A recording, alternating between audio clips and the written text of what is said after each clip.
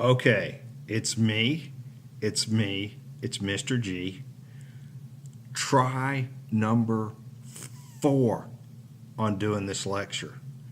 That's right. That's 8, though. That's 4, and 4 is 8. So let me just 4. Try number 4 on this lecture. You know why? My elbow keeps hitting the power cord to my laptop at the very end. At the very end, for whatever reason, all 3 times, I've put my elbows on the table, it's hit the power cord, and it stopped the program from recording. Welcome to my world. Okay, so what are we doing in week 6 of criminal procedure?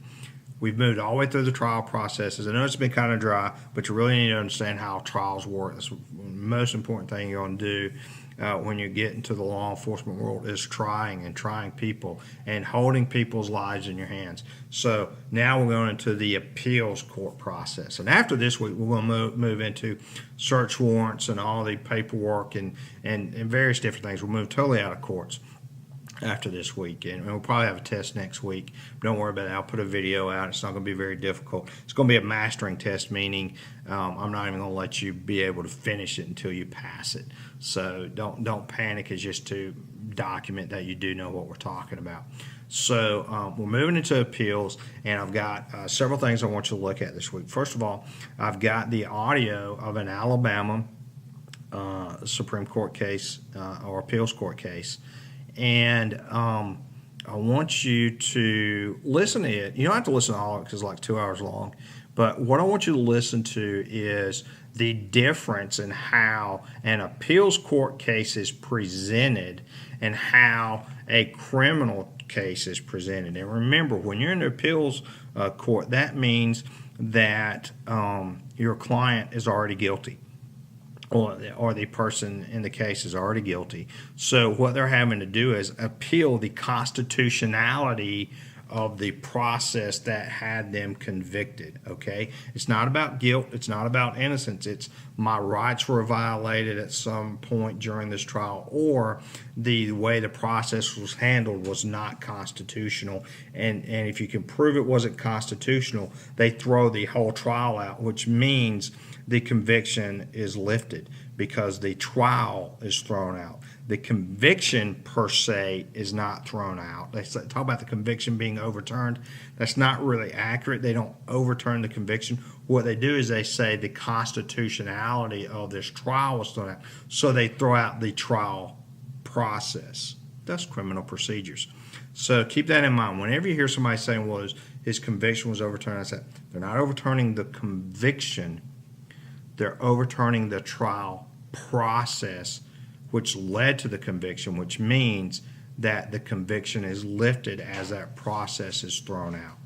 Okay? So let's get into what we're doing again. There's this Alabama Supreme Court case I want you to listen to. Listen to it for the procedure-wise, the difference in it, those kind of things. But it's fairly interesting because it involves Second Amendment and a person's right to carry a weapon, in this case a bank, with a concealed carry permit. So listen to it and get used to the procedure, but it's kind of interesting too. You may want to listen to all of it, and that's great, but there's no requirement to listen to all of it. But I do want you to listen to like the first 15 minutes of it so you can get the flavor of what goes on in appeals court. And then I want you to watch the various clips I have on the Ryan Ferguson case. And Ryan Ferguson was a teenager who was convicted of murdering a sports media journalist. He was a writer for a local newspaper, very popular guy, who was murdered coming out of the newspaper in the parking lot behind the loading dock of the newspaper one night. And 2 years later, they roll in Ryan Ferguson and are going to convict him off of this based off of the testimony of a friend. And what winds up happening is they have no physical evidence against Ryan Ferguson whatsoever. One of Ryan Ferguson's friends goes to the police, again, it's almost 2 years later, and he says, I think I may have committed this crime.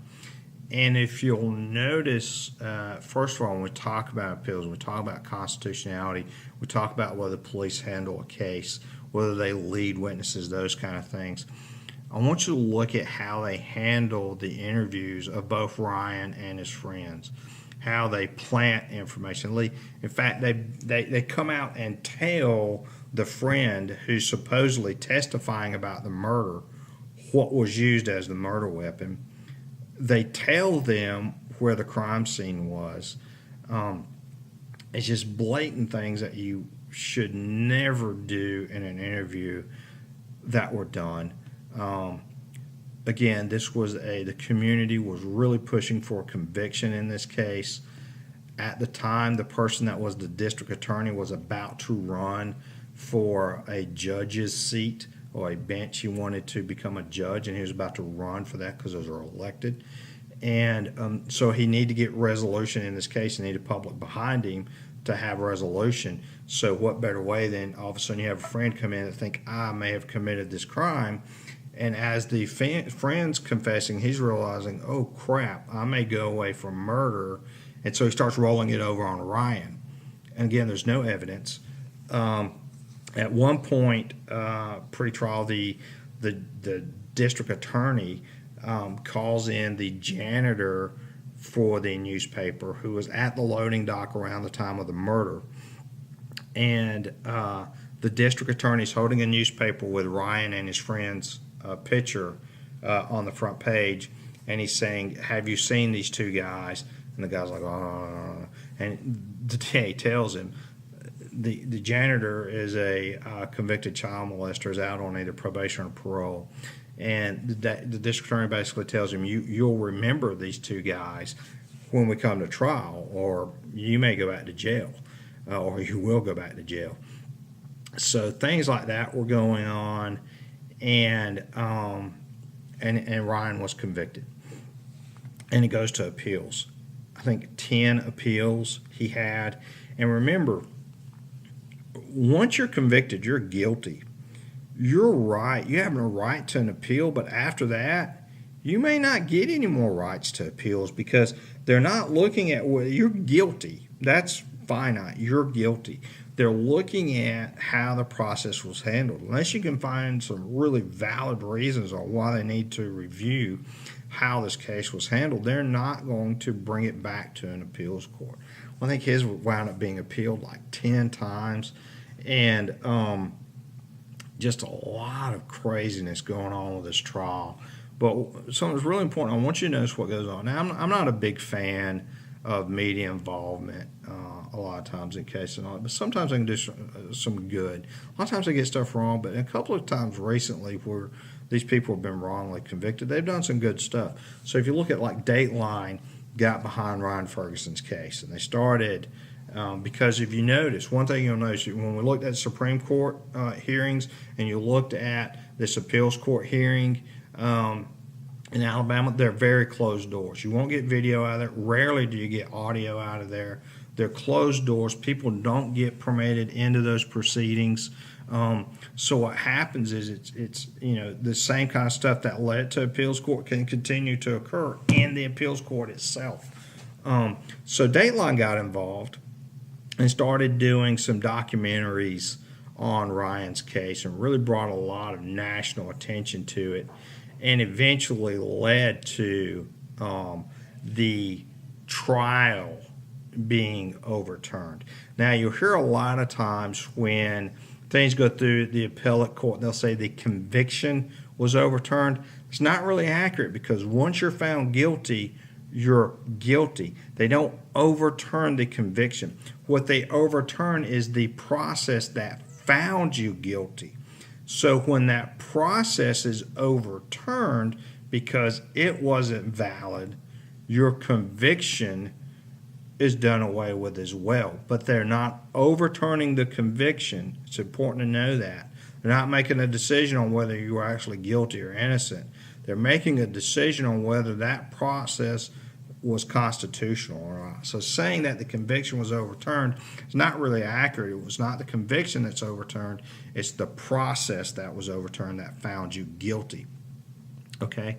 But I want you to look at the videos with Ryan Ferguson. Go through there, watch the interviews, listen to everything that's going on. There are clips from the appeals court. I want you to listen to that. And one even involves the janitor that was a child molester comes in and testifies as to what happens or what happened to him later on. Because he says he just can't live with it anymore, and he was forced to testify against him. So I want you to look at all that, and then in the discussion board, tell me what you think about this case, and let's also talk about the appeals process and what you think about the appeals process and whether the appeals process, the way it is fair or not. Okay? So look at that. Again, we'll have a test next week. I'm going to add a few more things during the week probably. Just me giving you some guidance on this as I look through this stuff in your discussion board. I'm caught up to date now in my real world life. I know I've been kind of slack in the last few weeks moving. Again, my wife has moved from Virginia down to a contract at a hospital in Savannah. So we're moving stuff from this house to that house and got my daughter into college, and my wife is at this house talking about painting and decorating and all the things that wives do. And I'm like, good Lord, woman, I got a life I got to live. Give me some time. Anyway. So it's been an adventure, but I'm back on track now.